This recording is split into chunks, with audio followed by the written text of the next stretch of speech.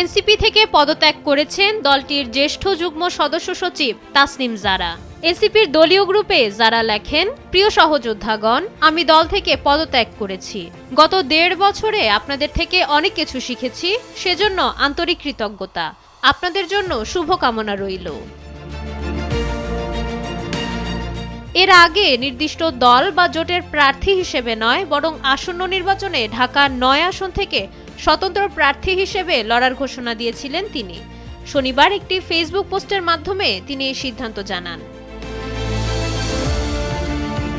পোস্টে তিনি জানান, তিনি চেয়েছিলেন কোনো দলে বা প্ল্যাটফর্মে থেকে রাজনীতিতে আসতে, কিন্তু বর্তমান প্রেক্ষাপটে তিনি কোনো দল বা জোটের প্রার্থী না হওয়ার সিদ্ধান্ত নিয়েছেন। তবে নতুন ধারার রাজনীতি গড়ার যে ওয়াদা তিনি করেছিলেন তা থেকে তিনি পেছাবেন না বলেও পোস্টে উল্লেখ করেন। আইন অনুযায়ী স্বতন্ত্র প্রার্থী হতে হলে ঢাকার ৯ আসনের ৪,৬৯৩ জন ভোটারের স্বাক্ষর প্রয়োজন। কাল থেকেই এই স্বাক্ষর সংগ্রহের কাজ শুরু করবেন তিনি। মাত্র একদিনে এত বড় কাজ শেষ করা প্রায় অসম্ভব, তাই তিনি এলাকার মানুষের কাছে স্বেচ্ছাসেবক হিসেবে সাহায্য চেয়েছেন।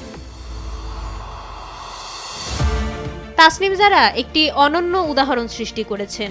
এনসিপিতে থাকা অবস্থায় বা দলীয় প্রার্থী হওয়ার কথা ভেবে যারা আগে তাকে নির্বাচনী ফান্ডে টাকা দিয়েছিলেন, তাদের সেই টাকা ফেরত দেওয়ার ঘোষণা দিয়েছেন তিনি। একটি ফর্মের মাধ্যমে প্রয়োজনীয় তথ্য দিয়ে টাকা ফেরত নিতে পারবেন দাতা ও শুভাকাঙ্ক্ষীরা। মাইশা মালিহা, সময়ের আলো।